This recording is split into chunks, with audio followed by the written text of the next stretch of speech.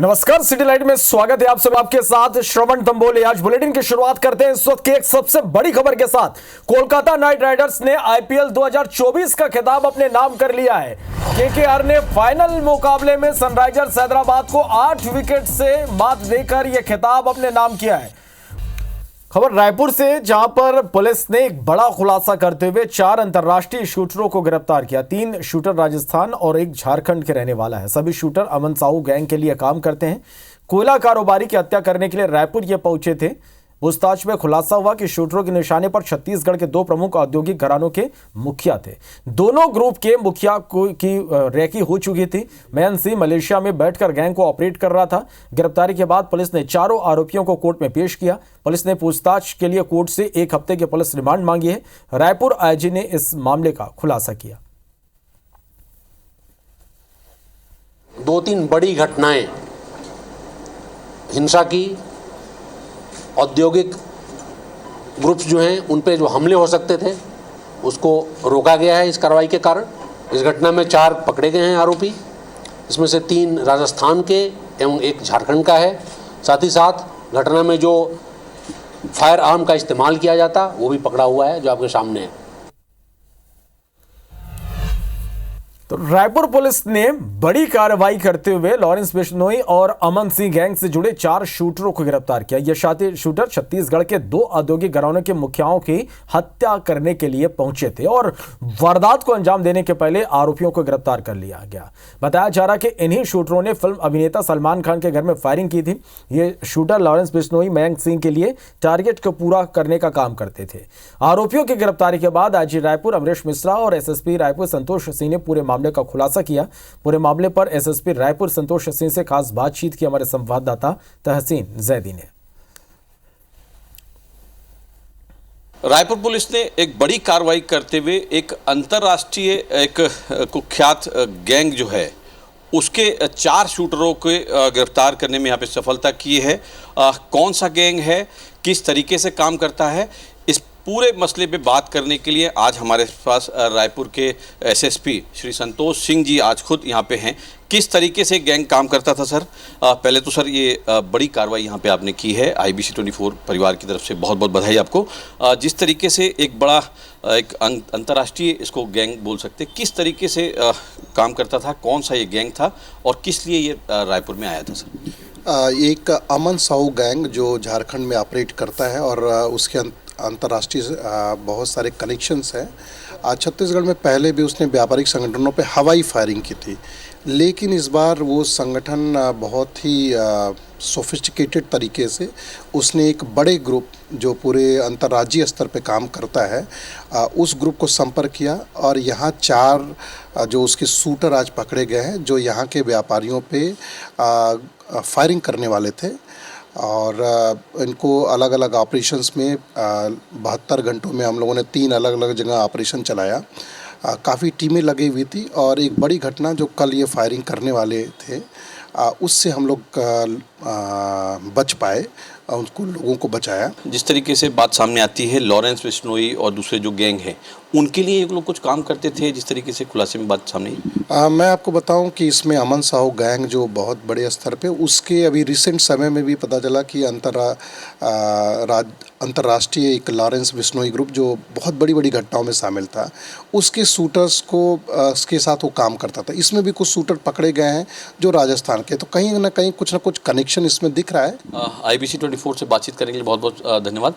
ये थे रायपुर एसएसपी श्री संतोष सिंह साहब और जिन्होंने बताया है कि पूरा एक बड़ा खुलासा यहाँ पे किया है कि अंतर्राष्ट्रीय जो एक गैंग अमन साहू गैंग जो है उसके 4 शूटरों को यहाँ पे गिरफ्तार किया गया है और पुलिस इस बात की उम्मीद जता रही है कि आने वाले दिनों में कई बड़े खुलासे यहाँ पे हो सकते हैं। कैमरामैन योगेंद्र मिश्रा के साथ तहसीन जैदी, IBC 24 रायपुर। चलो, तो रायपुर पुलिस को एक बड़ी सफलता मिली है और इस सफलता पर सीएम साय ने पुलिस की पीठ थपथपाई है। अंतर्राष्ट्रीय अमन साहू गैंग के 4 शूटर गिरफ्तार हुए। सीएम विष्णुदेव साय ने रायपुर पुलिस को इसके लिए बधाई दी है। अनहोनी से पहले शूटरों को पकड़ने पर पुलिस को बधाई दी। जब से हमारी सरकार आई तब से सब कुछ ठीक चल रहा, सीएम का ये कहना है।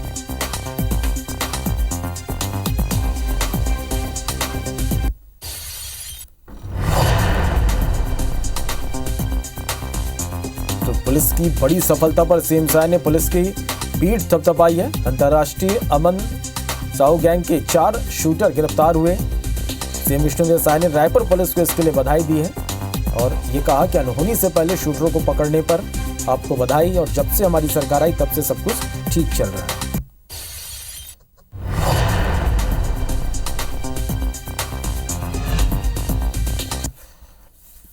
बढ़ते आगे, नर्सिंग घोटाले का मुद्दा उठाने वाले विसल ब्लोअर रवि परमार ने अपनी जान को खतरा बताया और मामले को लेकर मुख्यमंत्री डॉक्टर मोहन यादव को पत्र लिखा है। विसल ब्लोअर ने सीएम से मुलाकात के लिए समय मांगा है, उन्हें मामले से जुड़े महत्वपूर्ण सबूत सौंपने की बात कही। नर्सिंग घोटाले में संलिप्त अधिकारियों की जांच करवाएंगे, उन अधिकारियों के ऊपर कार्रवाई करेंगे, लेकिन मेरे पास उसके पूरे साक्ष्य मौजूद है। इसलिए मैं मुख्यमंत्री जो कार्रवाई करने वाले हैं उसमें मैं उनका सहयोग देने के लिए वो पूरे साक्ष्य उनको देना चाहता हूं। इसलिए मैंने उनसे मुलाकात के लिए समय भी मांगा है। और इस पूरे घोटाले में कई बड़े रसूखोर और कई बड़े अधिकारी संलिप्त है, उनकी कहीं ना कहीं ये बड़े अधिकारी और रसूखदार मेरी हत्या करवा सकते हैं, जिससे कि मुझे सुरक्षा दी जाए। मध्य प्रदेश में प्रशासन धार्मिक स्थलों से लाउड स्पीकर हटाने की कार्रवाई कर रहा है। रविवार को प्रशासन ने भोपाल और विदिशा में कार्रवाई करते हुए मंदिरों और मस्जिदों पर नियम के खिलाफ लगे लाउड स्पीकर हटाने का काम किया। पुलिस और प्रशासन की टीम ने राजधानी भोपाल में मंदिर और मस्जिद से 96 लाउड स्पीकर हटाए, तो वहीं प्रशासन ने विदिशा के कई मंदिर और मस्जिदों में नियम के खिलाफ लगाए गए लाउड स्पीकर हटाए। इसके साथ ही शादी विवाह में तेज आवाज में बजने वाले डीजे पर भी पुलिस की नजर है और लगातार इस पर भी कार्रवाई हो रही है।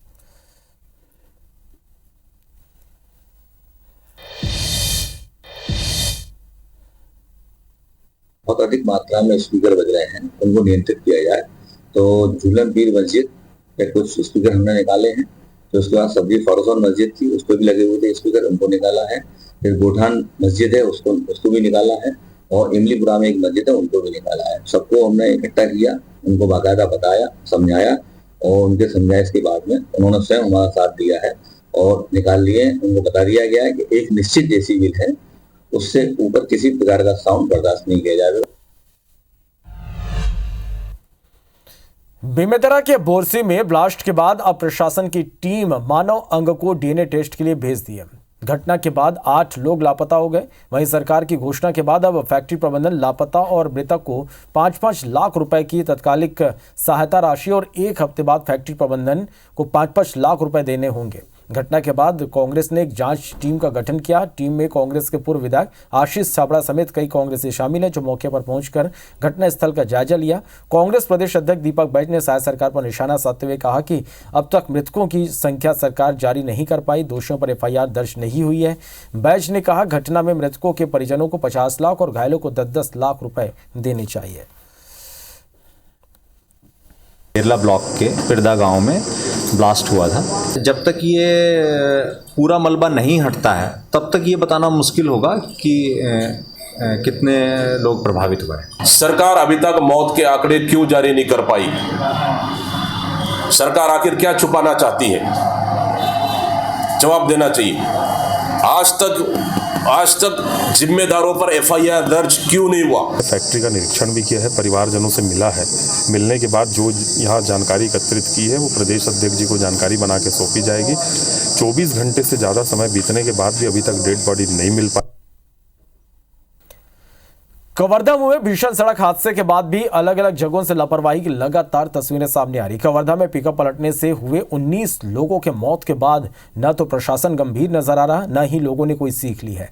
मोहला मानपुर अंबागढ़ चौकी जिले में एक बार फिर लापरवाही की तस्वीर सामने आई, जहां नियमों को ताक पर रखकर एक नहीं बल्कि कई पिकअप वाहन गुजर रहे हैं और इन पिकअप वाहनों में सवारी भरकर ले जाने का काम किया जा रहा है। ऐसे वाहनों पर यातायात और पुलिस विभाग कोई कार्रवाई नहीं कर रहा है।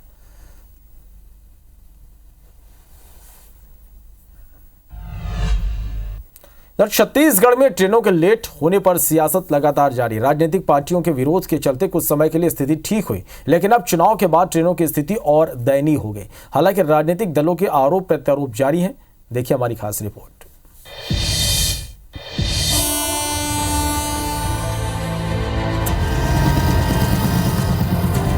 सुपरफास्ट एक्सप्रेस हो या फिर लोकल ट्रेनें 1 घंटे से लेकर 12 से 14 घंटे तक देरी से चल रही हैं,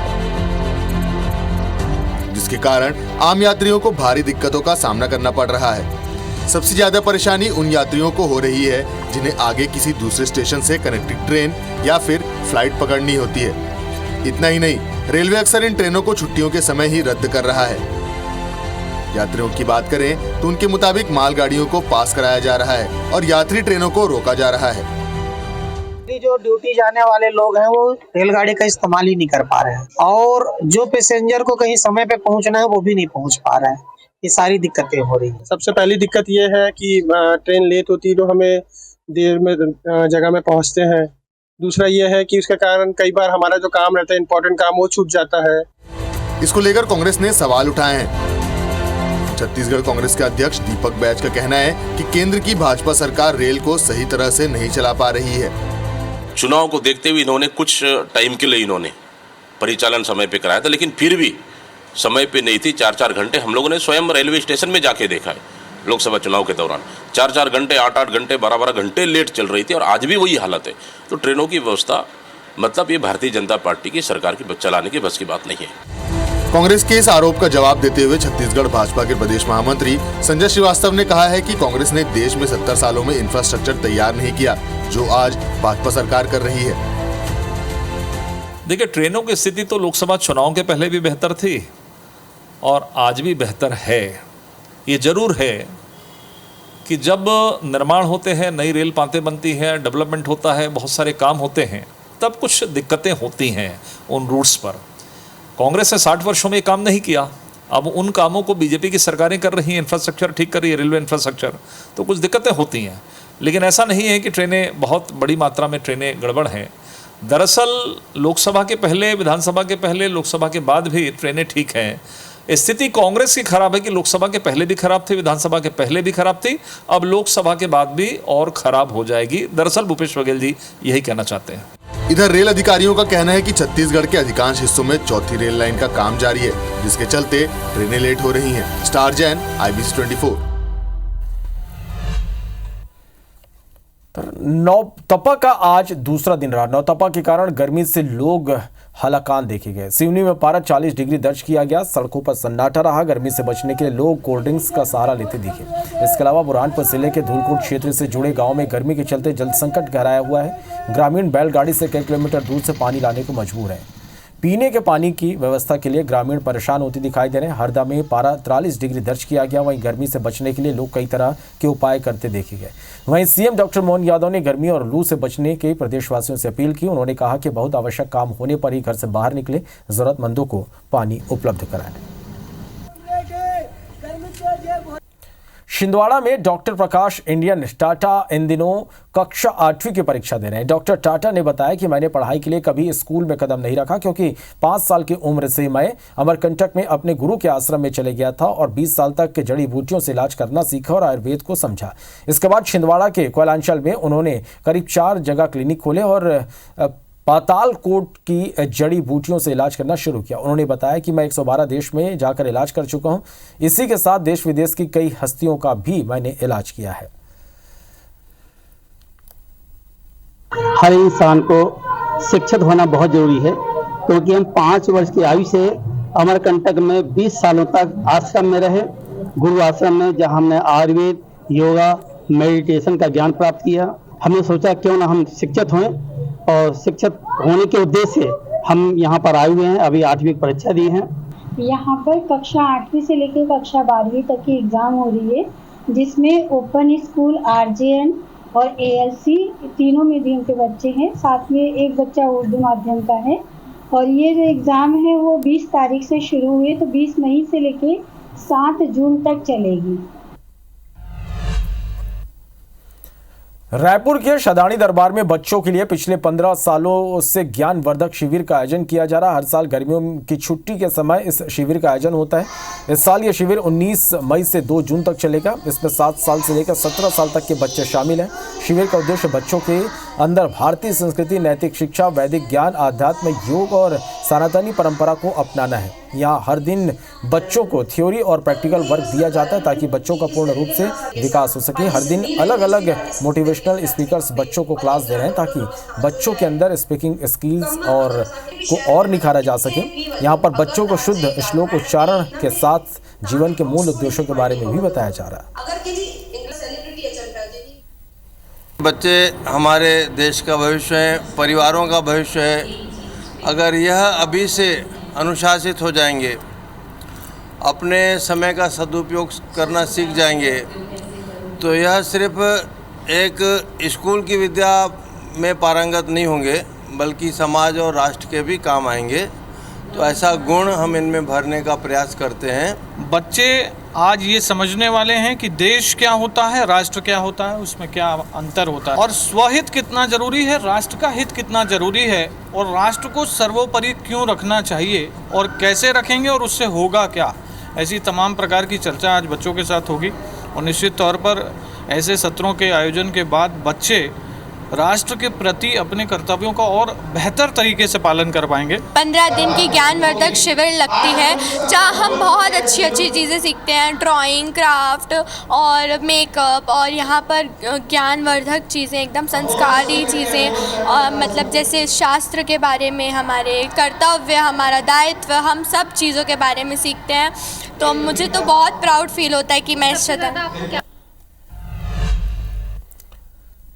इसी के साथ फिलहाल इस बुलेटिन में इतना ही। नमस्कार।